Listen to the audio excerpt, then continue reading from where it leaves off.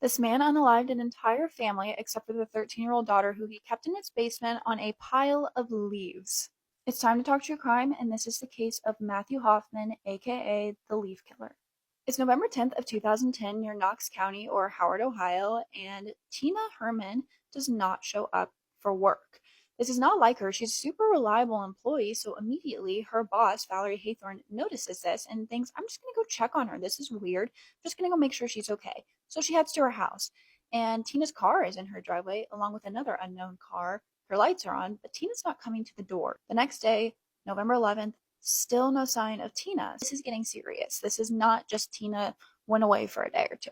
Valerie, Tina's boss, is very concerned at this point. So she gets into the home through a back window, and when she gets inside, she sees blood everywhere. It is everywhere. She immediately exits the house and calls authorities. They tell her to stay outside, do not go back in the house, and she's waiting on the driveway. Sheriff Barber's office. Yes, this is Valerie Haythorne. One of my employees did not show up for work this afternoon, which is totally uncharacteristic of her. I'm out of her house now. I just went in her home because I'm so worried about her.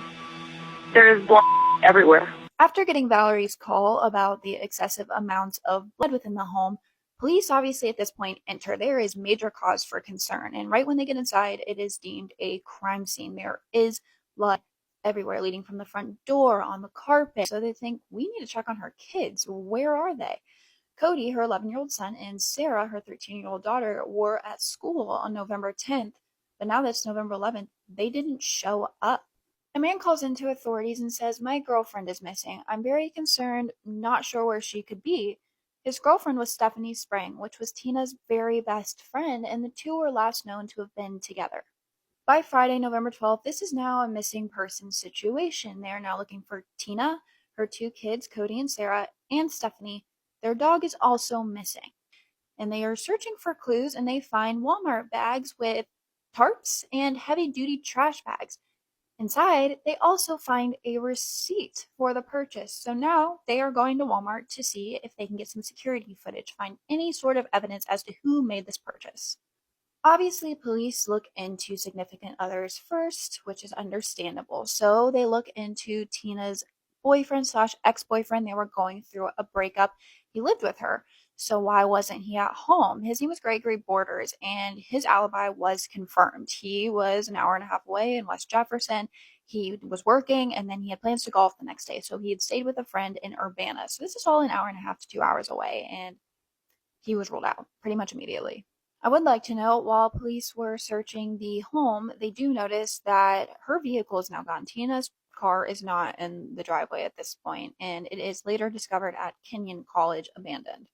So Walmart does have security footage of the person making this purchase. So now they have a suspect. It is a 25 to 40-year-old man. He has brown hair. He's wearing a camouflage shirt, and he goes out into the parking lot and gets into a Toyota Yaris. They're not able to get a clear image of the license plate through the security footage, but authorities start thinking, how many people in Knox County, Ohio, have a Toyota Yaris registered to them? So they get into a database, look through who owns a Toyota Yaris, and the last name on the list is Matthew Hoffman, a 30-year-old man. In his recent driver's license photo that pulls up with cars registered to his name, he was wearing the same shirt that he was wearing in the security footage, so it was pretty certain it was him. They start looking into Matthew Hoffman, and they discover that in 2001, he had been charged with arson, burglary, assault, stealing a vehicle in Colorado. He was let out on parole. Back in Ohio, he had a living girlfriend who had recently accused him of DV. So he had a criminal past, and he had been working for a tree trimming company, but had also gotten fired from this for making coworkers uncomfortable. So they were able to get the two addresses that his name was associated with, and it was his mother's house and his house. And his ex-girlfriend confirmed that he no longer lived with his mother. So they get a search warrant for his home and break in during the day. They get inside, and he's in there. He's asleep, and they discover a weird scene. It is mass amounts of leaves all over his home, pinned up on the wall, all over the floors, and not just like a couple. I'll put a picture. I mean, thousands. And neighbors reportedly said there's not a lot of trees around, so he had to have been hauling these from different locations. Like I said, he was a tree trimmer, but regardless, weird obsession. They also find popsicles and unalived squirrels in the fridge. That's really all that was in the home. But obviously, they are looking for clues of where the family could be, where Stephanie could be, and they notice that there are things pushed up against the basement door. They move this, they go down, and they find 13-year-old Sarah, and she's alive. She's on a massive pile of leaves with a little blanket coating, and luckily she's unharmed other than being bound with bungee cords. There weren't any signs of the rest of the family in the home, and Sarah was clearly disoriented and in shock when she was first discovered by authorities. Very understandably, she said, "I'm late for school." That was her first thought when authorities found her. And later, she starts recounting everything that had happened and says she was SA'd. They had watched a movie. He gave her a book. I believe it was Treasure Island. And Matthew is saying that she had just showed up in his home. He wasn't sure how she had gotten there and that he thought she was comfortable. He would love to sleep on that bed of leaves. So once Sarah is in a safe, calm place, she starts to recount her experience on November 10th when the tragedy all occurred, trying to help piece together where her family could possibly be. She says that her and her little brother Cody had gotten home from school. There were some groceries on the ground in the kitchen when all of a sudden a man appears from around the corner. I cannot imagine the pure fear of just seeing a random man in your home, obviously not there with good intent. So this poor little girl runs and hides in her room. She's just waiting there and she hears sounds from what she thinks is coming from the bathroom. And eventually he comes back for her. He takes her and ties her up, bounds her hands and her feet so she cannot really move, puts her in a vehicle and takes her and leaves her at a parking lot. And eventually he comes back in a different vehicle, puts her in that vehicle, and then takes her to his home. Sarah had no idea what had happened to her family, but obviously she did know that that man was not there with good intent after the things she had just gone through. Matthew at this point is in police questioning, but he's not talking. He's not answering the questions. For about 4 hours, he doesn't say a word. He uses hand signals saying his heart is broken. Hurts. I don't. Is that your heart? You're saying heart? Broken. Your heart's broken? Because of what happened? Okay. He does start talking about 4 hours in and says that he doesn't know what happened. He doesn't remember anything. He doesn't know how Sarah got into his home, but he took care of her. I took care of her. At what point did you find her tied up in your house? Thursday. Thursday. Did you ask her? Did you speak with her about, what happened? How did you get here? Anything like that? She said I'd done it. I figured I'd done something I didn't know. I just could try to put pieces together. The authorities, psychologists, everyone's trying to come up with tactics to get this man to confess or at least say where the bodies were. And I think people had hope that the rest of the family may still be alive somewhere because Sarah was just found alive. Maybe he's just hiding them, but he's not giving up anything until he starts trying to negotiate with a policeman. So, I saw some really disgusting stuff in the big garbage can. I was hoping I could make some excuse for you at home. He tries to convince a policeman to do a little scheme with him. He will tell the authorities where the rest of the family is if he gets to go out with them and he gets to fake an escape where the policeman would fire at him and unalive him. Obviously, that didn't happen. Matthew had been saying that he didn't know where the rest of the family was. He didn't remember. He wasn't sure.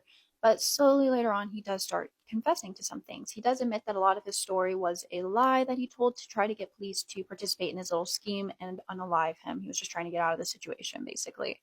In a written confession later, he also says that he had slept in the woods across from Tina's home, noticed that the garage door was broken, and was planning to break in.